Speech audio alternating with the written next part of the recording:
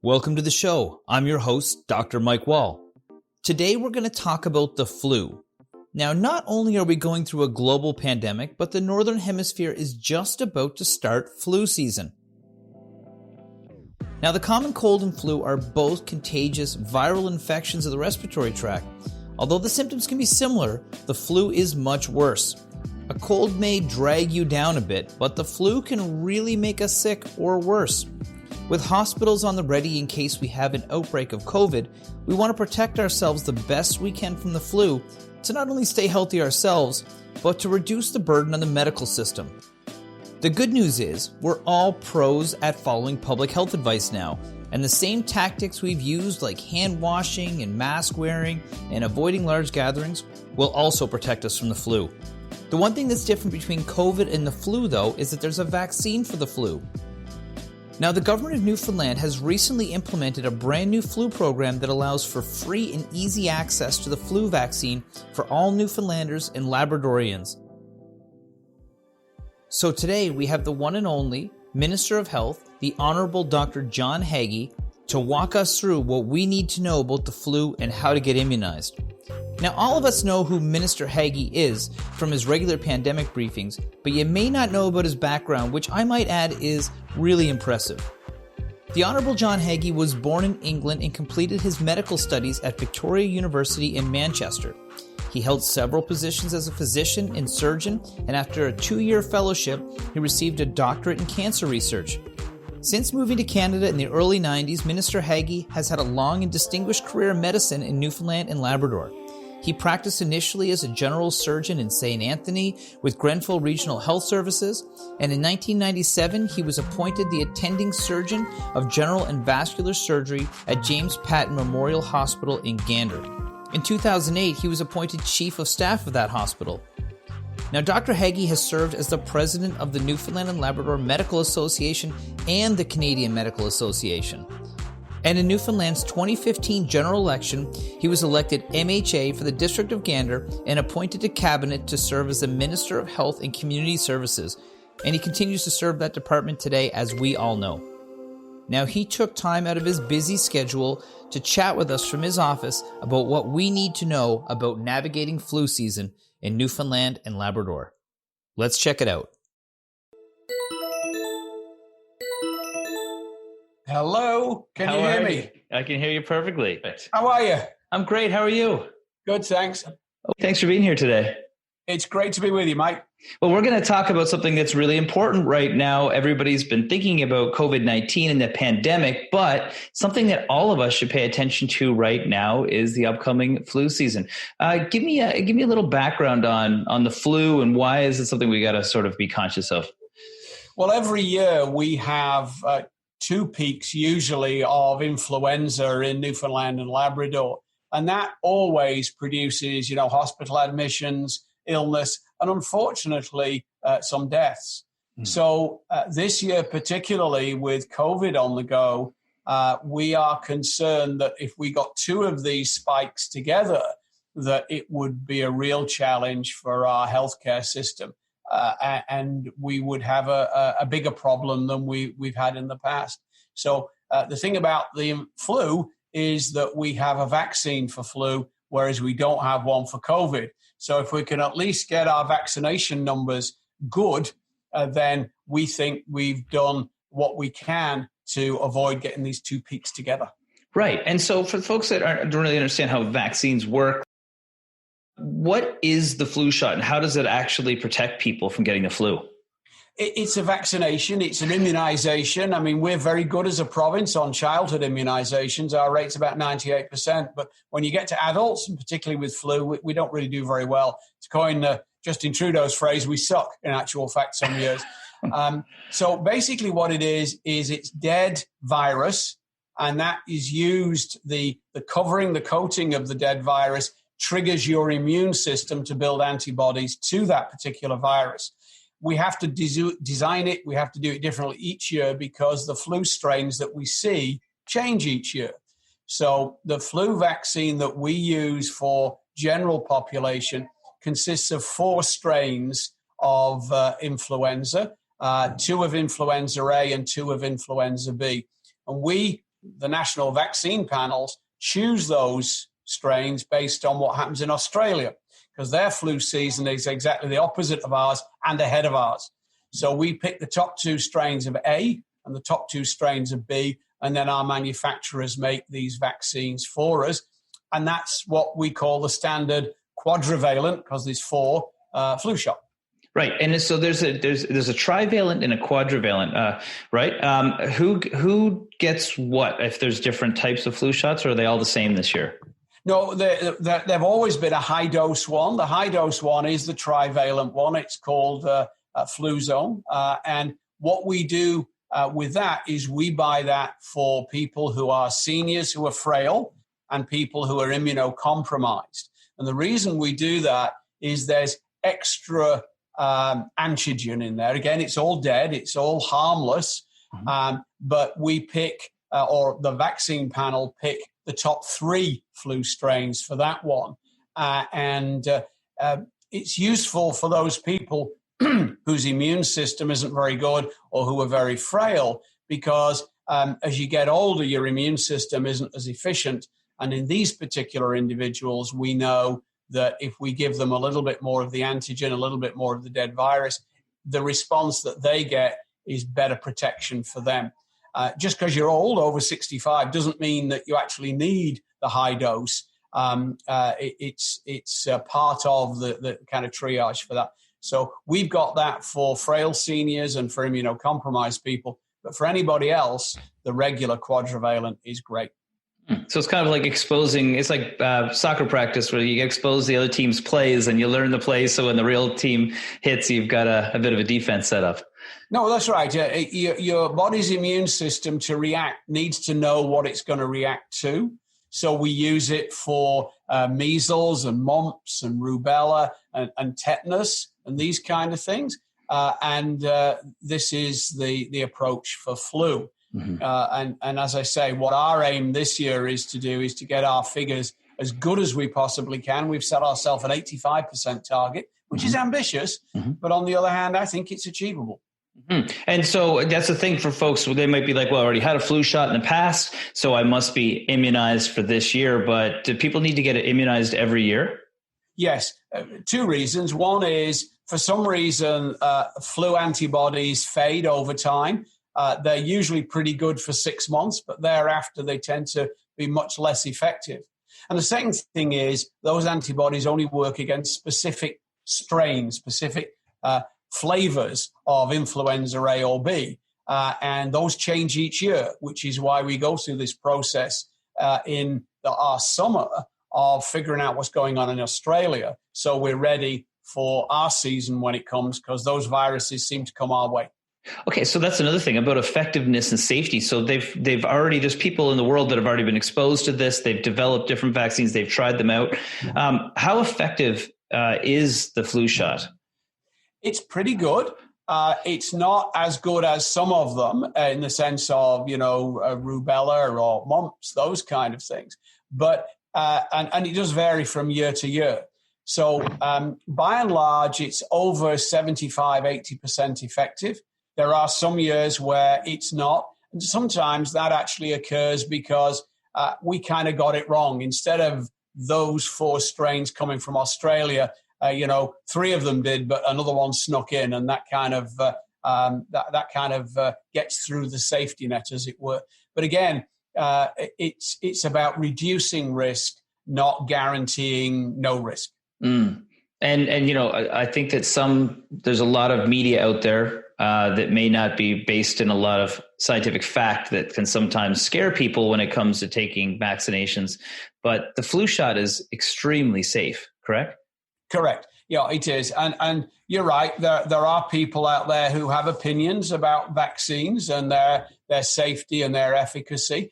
And I have found that it's very difficult to use evidence and science to persuade them that the evidence and science doesn't support their belief.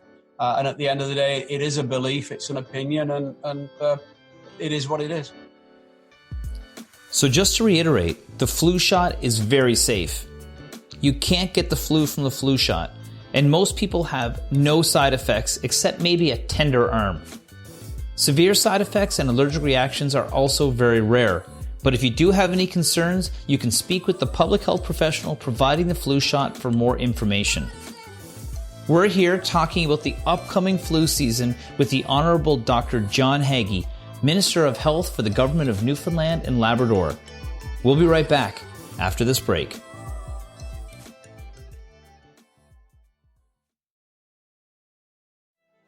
Welcome back. I'm here with the Minister of Health, the Honorable Dr. John Haggie, talking about the upcoming flu season and the provincial programs available to help Newfoundlanders and Labradorians get immunized this fall. In this segment, he'll walk us through some reminders on our own personal hygiene practices and how to organize your flu shot through the new government program called Time for the Shot. Let's get back to our interview.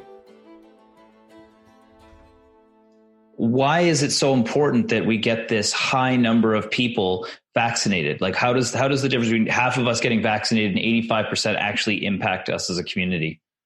You see, the virus doesn't really care about us. It wants to live and survive and reproduce.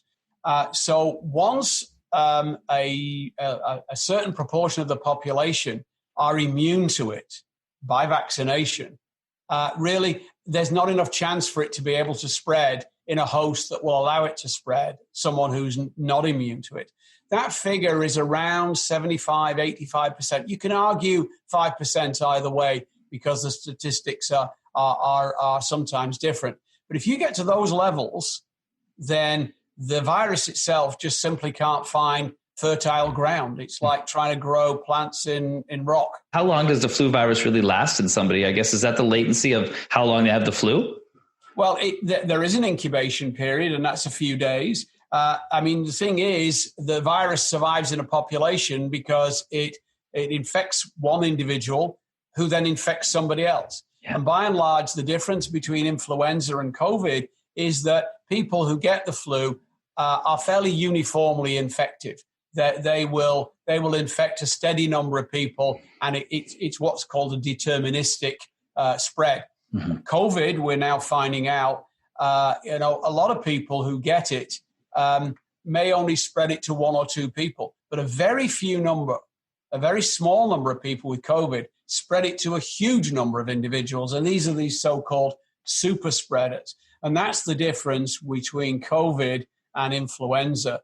COVID has this more random spread, and it makes it very difficult to deal with compared with the flu.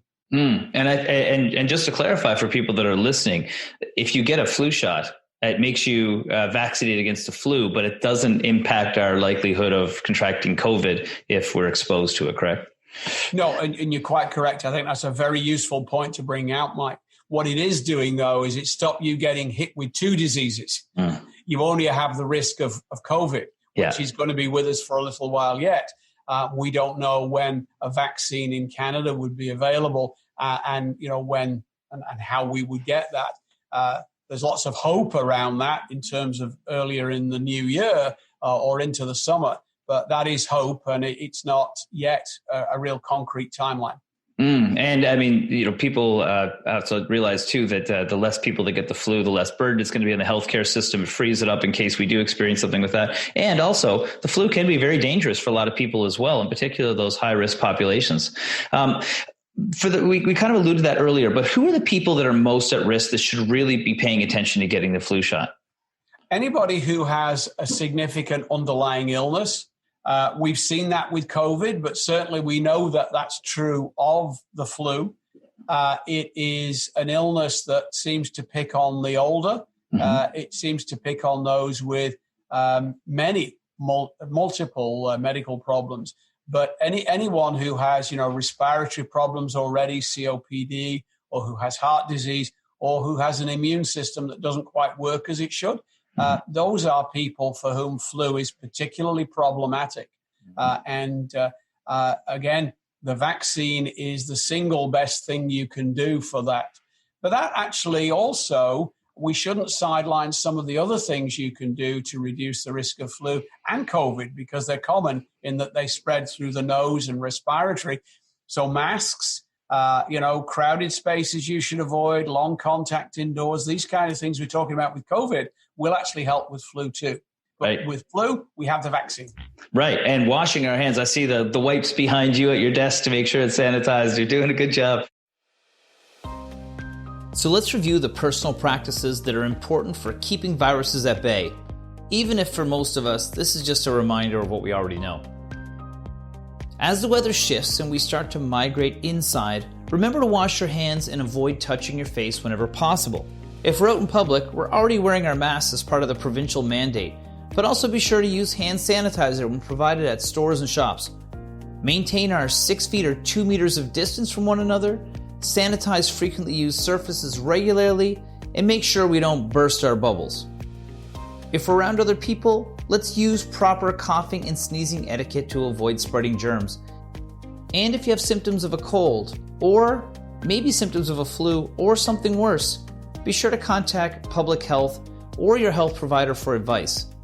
Now let's get back to Minister Haggie to learn more about flu vaccination and what we can do to stay healthy this flu season. How do you expect the flu to manifest this year? Well, we seem to have had, and I mean, we're still looking at some of the data. And again, the same people who are dealing with COVID on a day-to-day basis are the ones that would look at and analyze last season's flu data. But we, anecdotally, from stories we've heard from the RHAs at the moment, think our second flu peak really didn't come in the way we would usually get it. Newfoundland and Labrador is a little bit different than the rest of Canada. We typically get 2 peaks. We start around Christmas and into the new year. Then we have a second peak towards the end of winter and the beginnings of spring. And we didn't really see that last year. Yeah. And we think that might have been some of the COVID measures, right, because they're certainly sharing. So again, we're cautiously optimistic about the vaccination numbers so far. We had a really good start. We've tried to make it as widely available as possible. But really the proof of that pudding will come around December, early New Year, to see what the situation is with our flu numbers. Well, let's talk a little bit about that right now, about how people can go and get a flu shot. First of all, is there a cost to getting a flu shot? No, it is free for any MCP card holder in Newfoundland and Labrador. This year, we'd already had an agreement with the pharmacists that predated COVID to say we had a drug plan flu shot that was free to card holders through pharmacists. We discussed that with them prior to COVID, and we'd already agreed that we'd simply just expand that program so they get the same arrangements and fees and all that good stuff. What we have done this year is we've agreed to supply the vaccine for the pharmacies so they don't have to pay for the standard vaccine. And for those people who might need PPE to administer it, given COVID on the go, we've also got an arrangement to help them source that too. So pharmacists, again, they're private businesses. They set their own schedule and their own clinics. The Regional Health Authority, the public health clinics, they're all up and running. Timefortheshot.ca, you go online, you can arrange your own appointment. And that's the difference between previous years. We didn't want a lot of people turning up in a small space at the same time because of COVID. So the appointments are key to doing that. If you have challenges with internet or the phone or that kind of thing, you can phone a toll-free number, which will the operator there will effectively put your data in for you into that very same program. Physicians' offices, again, for those physicians who are prepared to run flu clinics, we have provided the vaccine. We have offered them PPE should they need it, and they will organize their own, and they can administer those flu shots too. There are opportunities for medium-sized businesses as well. We've provided them with a grant so they can use their workplace to vaccinate employees. We will provide funding for a healthcare provider if they don't have one on staff. We'll provide the vaccine. We'll give them access to PPE. I think really and honestly, we've had a very good widespread kind of approach to this. That's excellent. So how do people, say you're an employer and you want to avail of that program, how does somebody get a hold of the people at the health department to be able to coordinate they that? can go either through the Department of Health or they can go through the business response team, which we set up for COVID. I've got here the number for the toll-free line for those people who are maybe experiencing difficulties or aren't really comfortable with the internet. And that's 1-833-951-3904. Excellent. I'll repeat that at the end too. That's an important number of people. So when they call this line, do they have to have their MCP card? What's the process once they call? It's helpful if they have their MCP number, and the operator will ask for a date of birth too, and they will then feed that information. And that's exactly the same as if you or I were going on the website. That's the information we would have to provide, the name that's on the card, and the MCP number and date of birth. There has been a little bit of an issue with the site. For some reason, if you are booking multiple appointments, you can only use the email once. So once you make yours, put the email in so you can get notified, because they like to send reminders. So that's why they ask an email or a cell number. Once you've done that, then leave the email field blank for the rest of your family. And there's a little notes thing at the bottom that you can explain as well. So to book your flu shot, visit the Government of Newfoundland and Labrador site, www.timefortheshot.ca. I'll have this address and the phone number available again at the end of the show. We're talking with the Honorable Dr. John Haggie, Minister of Health, about everything you need to know about the upcoming flu season. We'll be right back after this break.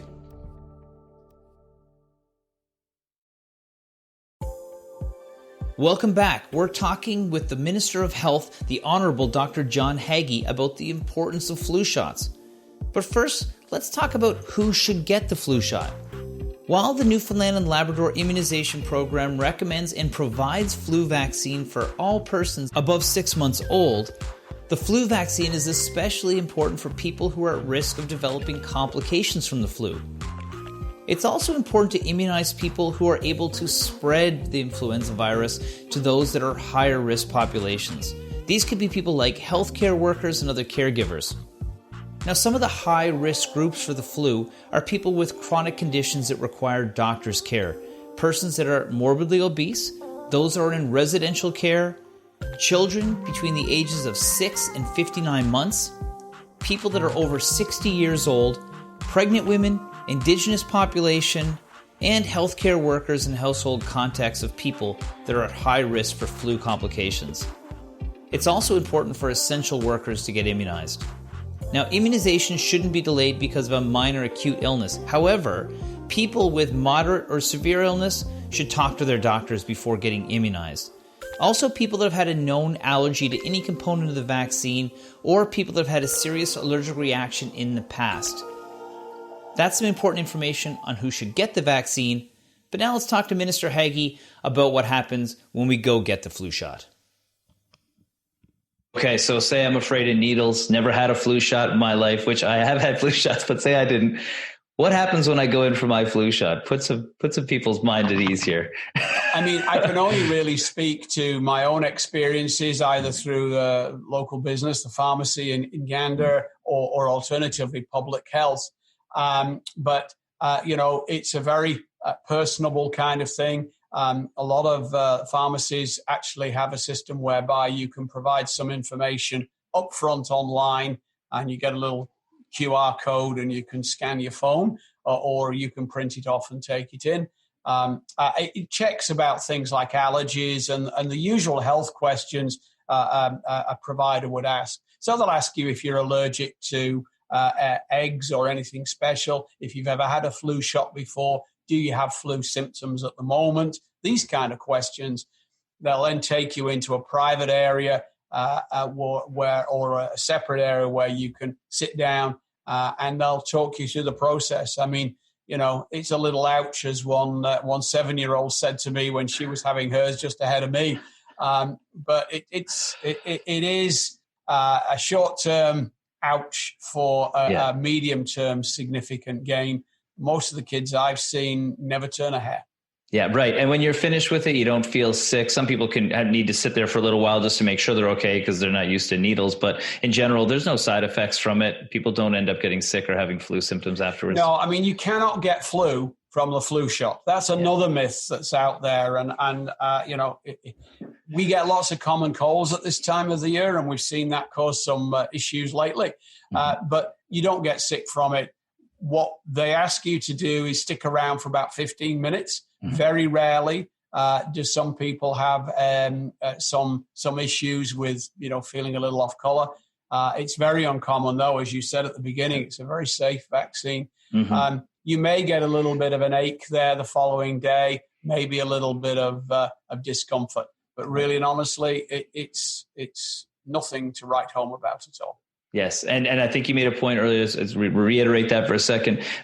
We get the flu shot. It doesn't make us immune to COVID-19, and it doesn't mean we don't wash our hands and we don't go around giving high fives and all that stuff. We still stick to the same public health advice you've given all along, because hand sanitizers, good cough and sneeze etiquette, these kind of things, because there are other viruses out there. 'Tis the season for all those kind of respiratory viruses, rhinoviruses, those kind of things. So I want to revisit one important point that makes this year different from others when it comes to getting the flu shot with some recent research. This year, more than ever, we need to look after one another, including our healthcare workers and those that are in the hospital already or may need access to our healthcare system in case an outbreak of COVID-19 occurs, like there is almost everywhere else on the planet. Flu vaccinations have been shown in several studies to reduce the severity of illness in people who get vaccinated but still get sick. In one 2017 study, it showed that flu vaccinations reduced deaths, intensive care admissions, ICU length of stay, and overall duration of hospitalization among hospitalized flu patients. Another 2018 study showed that among adults hospitalized with the flu, vaccinated patients were 59% less likely to be admitted to the ICU than those who had not been vaccinated. Among adults in the ICU with the flu, vaccinated patients on average spent 4 fewer days in the hospital than those that were not vaccinated. Those days and beds may be crucially important if things go sideways, and until we have a vaccine for COVID-19, we should do everything we can to keep each other safe. One thing we haven't covered yet is what are the signs and symptoms of the flu? Well, they can include high fever, chills, headache, aches and pains, extreme fatigue and weakness, runny or stuffy nose, sneezing, coughing and chest discomfort, or a sore throat. Since we have access to an effective vaccine that's free of cost, that means we have a good chance of avoiding these miserable symptoms we just mentioned. So to find out how to book your flu shot, visit timefortheshot.ca and book online. From that site, you can book your flu immunization, select a convenient location that's close to home, and appointment time. It's really super easy. Now, if you aren't internet savvy, then the government's put another solution in place for that as well. You can call the number Minister Haggie mentioned earlier at 1-833-951-3904. That's 1-833-951-3904. There's a lot of information on that webpage in case you have questions, including resources for employers and healthcare professionals. So that's the lowdown on flu season and how to get vaccinated. When we come back, we'll finish our conversation with Minister Haggie talking about COVID-19 and the pandemic, where we stand on getting a vaccine, the Atlantic bubble, and what we need to do as we continue on with the new normal. We'll be right back.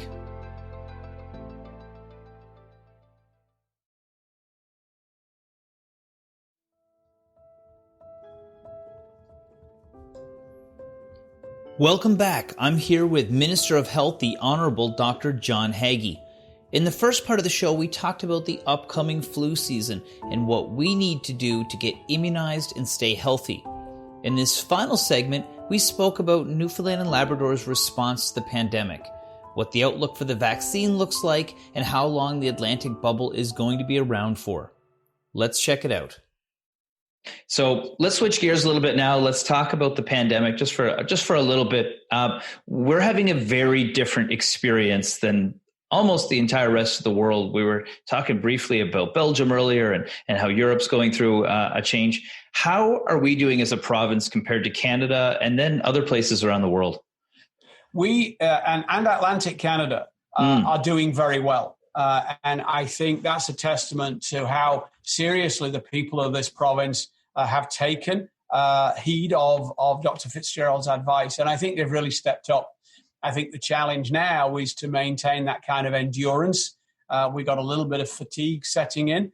And I think all I can do is go back to my original comments that this is very much a marathon with hurdles rather than a sprint that you can get over and done with quickly. Yeah. Our goal has always been to find a way of containing the disease and contact tracing and isolating people. We're never going to get away with zero. We can't use zero as a target. And I think having acknowledged that and moved to containment and identification, we have dealt with that. You've seen the odd case here and there. And apart from one household, which kind of got the virus go through it, we have contained it. It hasn't spread into the community. Mm-hmm. I think other jurisdictions have really struggled. And I think some of that, particularly if you look at BC and Ontario, their numbers are leaping. I mean, it looks like a drawing of a cliff when you look at the way their numbers are going up. And this is that period 2 weeks after Thanksgiving. And they've had some significant challenges with people paying heed. My eldest daughter lives in BC, and some of her neighbors really get on a case about her wearing a mask and looking after her 3-year-old the way she does. But she uses me as an excuse. I would say you get a good excuse there. Yeah. But, we as a community, Newfoundland and Labrador, I mean, I go to the mall and people are doing what we've asked them to. It's great. Mm-hmm. And I think, and your department's, a bit of praise for that is the way you guys have handled it with a bit of humor and being real with the people and letting and educating us. I think that a lot of people know a heck of a lot more about infectious disease than they did before. And we've seen in action what happens when we all sort of band together. So I think that's been a massive part of the success. So that's a lot to do with your department. That's for sure. Well, thanks very much. I mean, to be fair, we have a small but very, very good team. Mm-hmm. Yeah, we had Dr. Fitzgerald on and we had a great episode talking about, before the bubble opened up and what we had to continue to do. And I think that's really like what now we're going into indoor season and holidays and, flu season on top of it. What do we need to continue to do going forward? Well, I mean, I would just look back to the beginning of this conversation. We need to look at the things we can control. So the flu shot is one of them. And if it's a disease that you can avoid by taking some measures now, why would you not? I mean, there are the odd person who does have a medical reason to be careful or skeptical about them particularly having the vaccine. And that's a discussion to have with your primary care provider, your nurse practitioner or doctor. In terms of what else we need to do is, as Dr. Fitzgerald would say, hold fast, hold the line. Mm-hmm. We need to just bear in mind that the virus is not going to go away as quickly as we would like, and that we have to be prepared to do this kind of living that we're doing at the moment for a while longer yet. Mm-hmm. Having said that, and I know some people are, a bit critical. They feel we've been very restrictive. But I mean, you look at other jurisdictions, you can't go out after 8 o'clock at night until 5 o'clock the following morning. Mm-hmm. We are talking about now, what happens around the Christmas parade in St. John's, for example. Yeah. There are other places where people are being fined for being out in a car because they're not going to work. Mm. We have the ability to mingle with our extended bubble.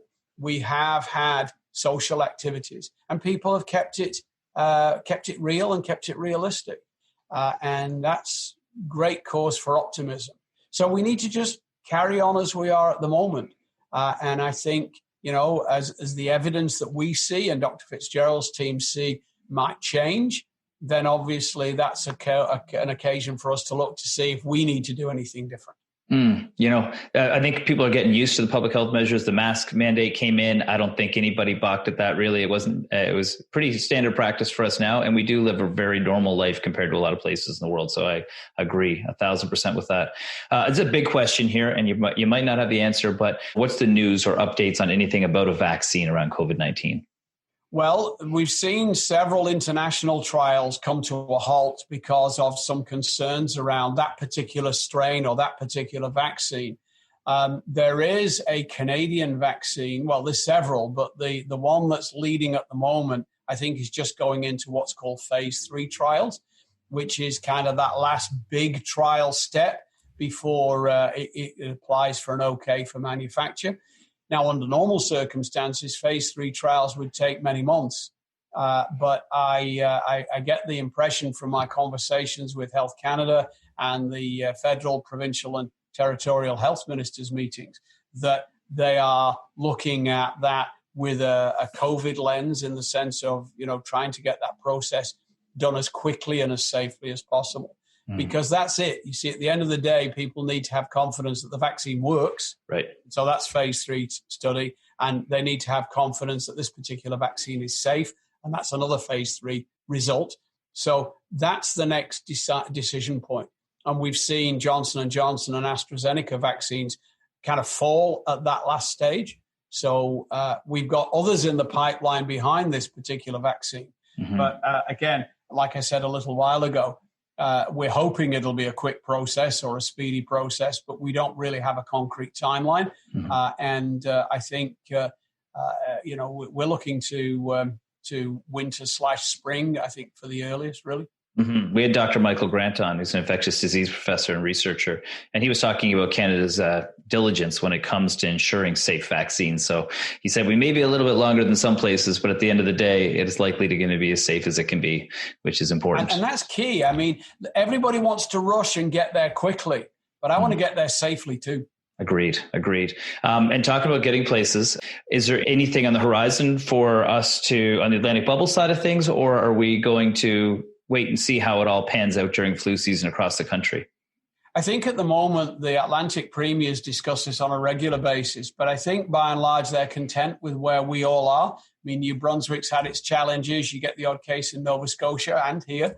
PEI has actually done very well.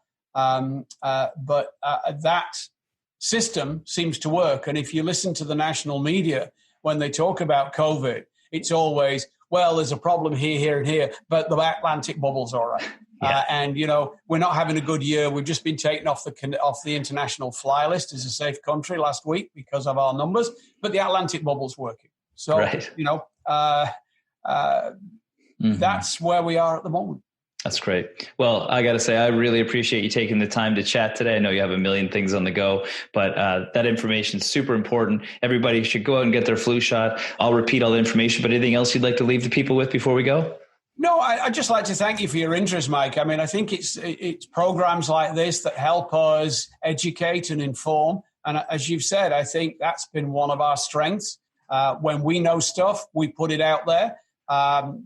The conspiracy theorists will say what they will say, but the vast majority of people I speak to are pleased that we share what we know as we know it. It's caused us problems because at one stage we said, well, there's no evidence about masks, or we won't do this with travel. And then at the end of the day, we have had to adapt because that's what the science told us. And we may yet have to change tack once again. So I think programs like this that keep that dialogue going and are a route for people to learn. And I'd just like to thank you and actually everybody for stepping up, because we are where we are because of what the Newfoundlanders and Labradorians have done to help themselves and their neighbours. Well, thank you so much. And if things change, we'll be knocking on your door again for another call. Anytime, Mike. Take care. You take care of yourself. Thank you. Bye-bye. Bye-bye. I'd like to thank Minister Haggie for taking the time to chat with us today. He and his team have worked tirelessly to help protect us here in the province from the pandemic and are now trying to do the same with the flu. Their advice hasn't steered us in the wrong direction and has even been shared with a bit of humor in true Newfoundland fashion. So what we just got was the newest information from our experts in public health. So what should we do? Well, we should put that into practice. With the goal of 85% of the population getting immunized for the flu and the continued practice of our public health measures, our province will be providing significant protection for those who are most vulnerable to the flu. When we look around the country and we see the strain on the healthcare system in other provinces, it makes our decision to get the flu shot even easier, especially when the Department of Health and the Government of Newfoundland has made it free, accessible, and easy for all of us. Well, thanks for listening to tonight's show. If you need to re-listen, this will be on the VOCM website with all the numbers and website information available to you. I'm your host, Dr. Mike Wall. We'll see you at the Flu Shot Clinic, and hopefully back here next week, tuning in for another episode of the Wellness and Healthy Lifestyle Show on your VOCM.